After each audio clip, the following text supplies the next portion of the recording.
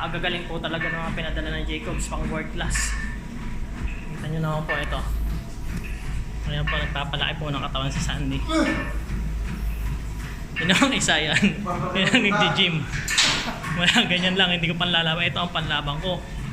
Kaya lang may problema. Kita na naipaglaban niya, no? Nakikipaglaban sa ibang bansa yan. Kanina pa sila nag-uunahan, wala pa rin nauuna hanggang ngayon. Ganun pa rin.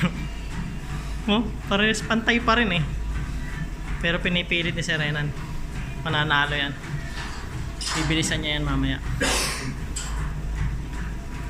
Update ko na lang kung sino mananalo, sila daw mamaya.